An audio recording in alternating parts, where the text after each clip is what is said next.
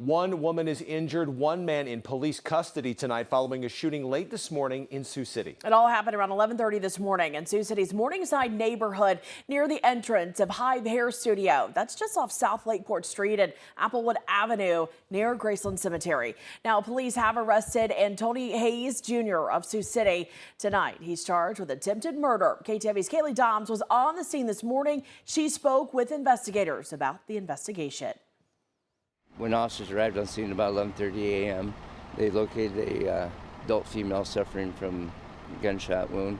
Sioux City police got a call about a disturbance involving two people walking on the sidewalk on South Lakeport Street. But when officers arrived, they realized the situation had quickly escalated. The victims at the hospital right now being treated for their injuries. Sioux City police officers, Sioux City Fire and Rescue personnel, and Woodbury County Sheriff's deputies responded to the call.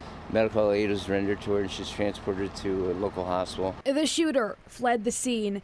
A K-9 was brought in and a drone was deployed. Within 10 minutes, we were able to locate a suspect thanks to accurate descriptions given by several people in the area. The suspect was apprehended without incident. Police believe this was a domestic dispute. I'm not sure the motivation of it, but it's the early indications were that it's possibly a domestic disturbance between parties that were familiar with each other. The scene was released shortly before 1 p.m. In Sioux City, with photojournalist Joe McMahon and chief videographer Acacia Killian, Kelly Doms, KTIV News 4.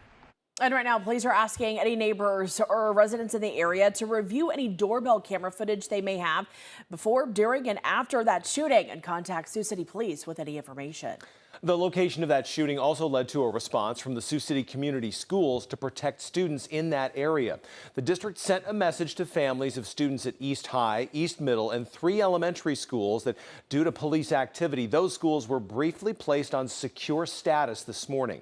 That means no one could enter or exit the buildings, but those classes continued as normal. The district says that measure was taken out of an abundance of caution.